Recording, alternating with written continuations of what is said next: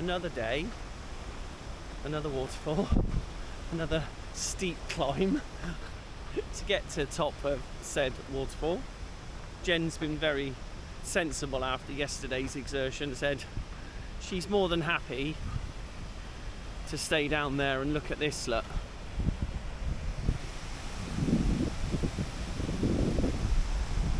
Jen down there. I am going up there. It doesn't really tell you how steep it is. Now, I believe this is Hettebergfossen, and other than that I know absolutely nothing about it because there was nothing written, so I don't know how much drop it's got, I don't know how many litres it takes, etc, etc, but I will endeavour to find out. Oh boy, that is like walking up the side of a house. Check that out.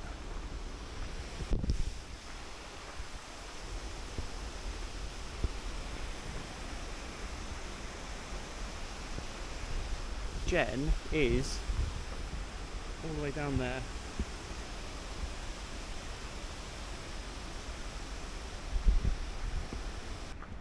(16 to 18% climb up here. The bit I just looked at was 15. Oh, it's backed off a bit now, but I got my trusty little bubble monitor out here. There we go, look.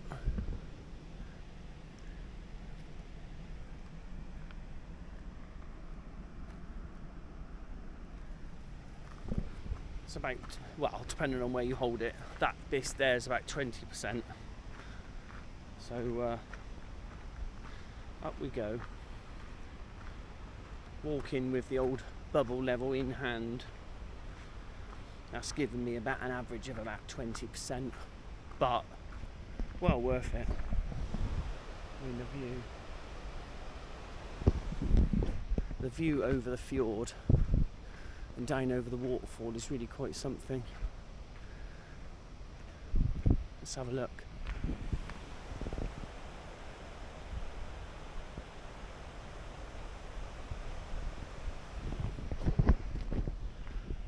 Nice little bench, have a little rest on. We'll see where it goes from here. Don't know if we'll actually get a much better view from up here than we got down there, really. Let's have a look. Oh, there's a little gate here actually. Pop through here and have a look. There might be a little bridge over the top actually. It did say something about a circular walk, but then when we sort of went at it the other way round, oh yeah, there is a bridge over the top there. Oh, so Jen's going to be well happy when I tell her she needs to come up here to do the circular bit. Let's go and have a look.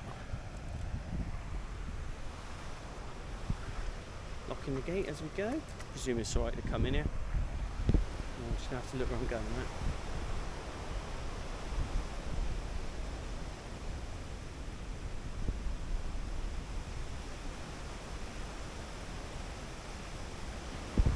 All of a sudden it does look an awful long way down, to be honest. Let's have a look up here a minute. See how far it is up to cross the bridge. Ooh, wrong way. Oh, actually no, tell you what. Let's have a look over here a minute. Seeing as I've got a place to myself.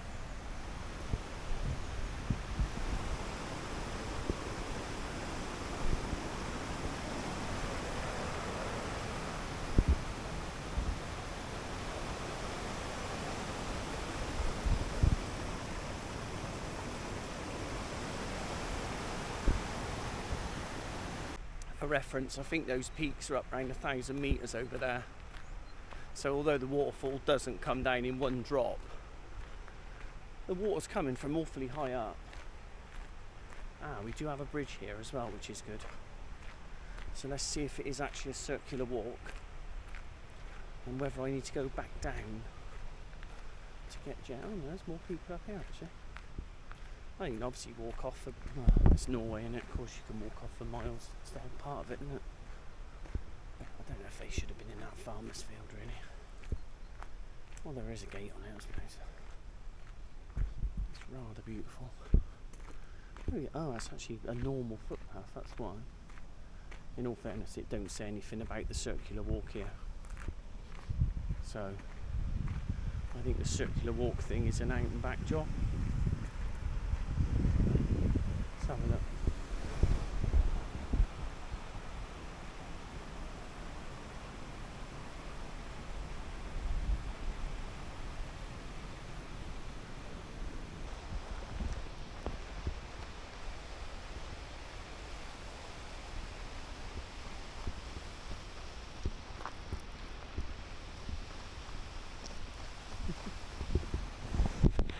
That was me trying to slow down.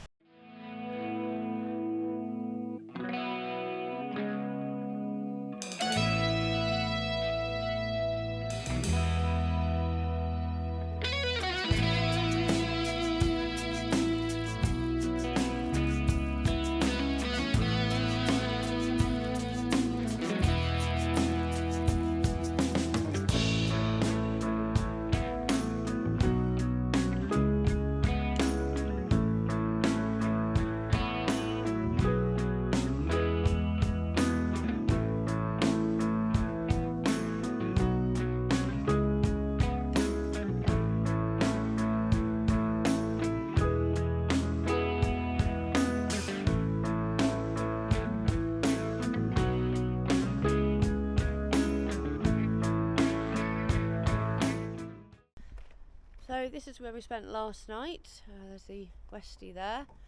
It's like a little harbour place. They tend to be called Bobil Plassums for mobile homes. There's another one behind us here. We thought we were going to be here all alone, but no one came in late last night. Anyway, yeah, quite typical in Norway. I think they use it to generate a bit more cash to the local community. Really gorgeous spot right on the seafront. Electric and water all around. No chemical dump, that's the only thing it hasn't got, but it has got a culture building over there which has both a toilet and 3 showers in, which you do have to pay for. So this one was 250 NOK for the night, including water and electricity. The only trouble you have with some of these sites is they like payment via Vipps, which is a Norwegian app that you can only get if you are Norwegian, or we think possibly Swedish and Finnish and possibly German now. But as UK we can't get it, so that represents a bit of a challenge. The guy came down, he lives up the hills, we saw us as soon as we parked up, was happy to take cash, of which we had no Norwegian and no euros, so that was kind of fun. There's a spa over the road where we thought we could get some cash, but none of our bank cards would allow a cashback situation. Luckily, a lovely lady called Ava came along and was happy to take some pounds. We had some cash sterling, so she was okay to take that. So we gave her 30 quid, thinking we'll cover it for a bit of exchange, etc. Not a bit of it. She gave us the 2 tokens back for the showers at 20 NOK each. So yeah, I think we're probably honours even on the deal, but a really, really super spot, a beautiful location, boats all around, straight access into the water for fishing, etc. Pretty quiet night. There is a road that runs along the front, but it's only busy when the ferry comes in at either end of the peninsula. Yeah, great spot. Absolutely loved it.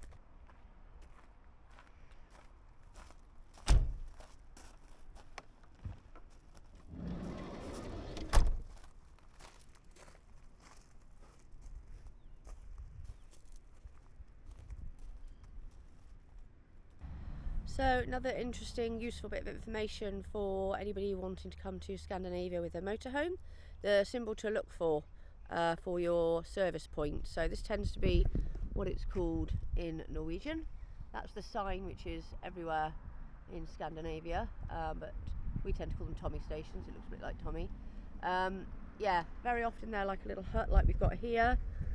This one's got chemical disposal, grey waste and water. All free. Nice big sort of turning area to do it in. Really quiet, this one. And don't be surprised, this is a thing that's quite typical in Scandinavia, if it all goes down the same hole. Now that looks like it's just the grey dump. We have had it from a local that it's actually everything going in the same place, and that's quite common here. So don't be put off by that if you think you should be expecting to see 2. And then as usual, they've got the usual hose pipes, bits and pieces. So yeah, there's a place with a symbol. Usually they're pretty well signed off of main roads and stuff, and then there's some instructions on what you're doing. And it's usually provided by the local commune. Yeah, free of charge. We've not paid for one in Norway in 5 trips, I don't think. Occasionally you'll get charged if you use one at a campsite, but yeah, that is more unusual. We tend to try and go for the free ones. But yeah, there you go, useful bit of information. Life on the road. So something you see sometimes in Norway and Sweden when you're on the road. Yeah, you see a cyclist, the occasional horse riding, etc. This is quite something.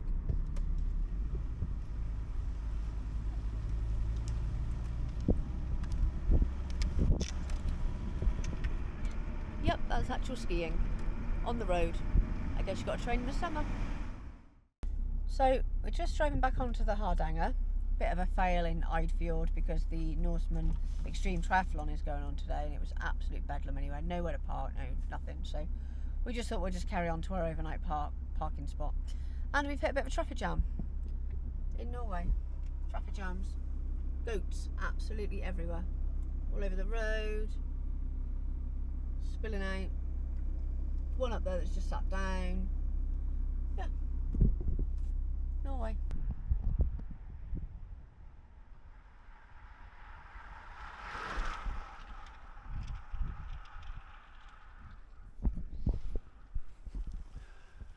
Extreme Norseman Tri, 3.8 kilometres swim in the Eidfjord, 180 kilometre ride across the Hardangervidda, and then a marathon distance from Sandviken camping to the Jexiters, 1,600 metres of climbing on the run, 2,800 on the bike, and I think 12 degrees water temperature in the fjord, so pretty tough. They all get taken by ferry 3.8 kilometres from the shore, and all jump in the water at about 3:30 this morning. So we're about 70k into their 180k ride.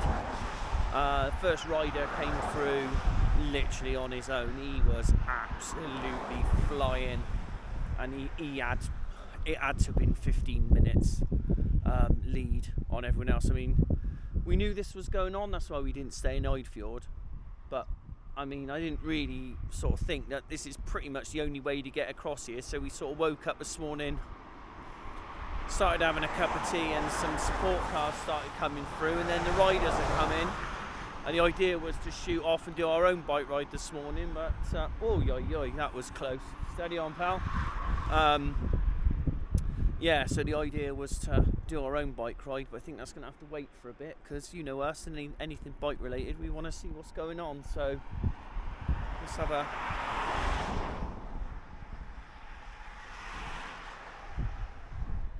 He's a happy chappy, wasn't he? That's what you want to see, innit? So yeah, Jen's there taking unofficial photos, but the backdrop of the Hardanger Glacier is absolutely gorgeous. Got another one coming now with a big white box behind him.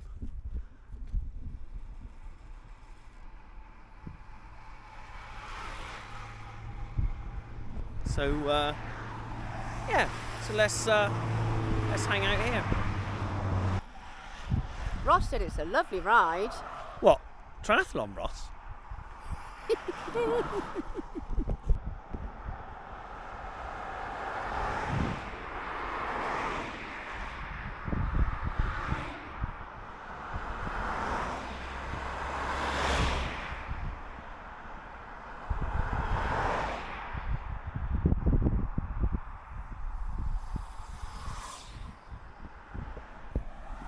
Madness that is any kind of bike racing where you got support vehicles involved, but this is a mental amount of support vehicles, with every rider having their own chase car. God knows how many official vehicles. I don't suppose this road's normally this busy on a Saturday morning, to be honest. There you go, another one coming through behind. There we go.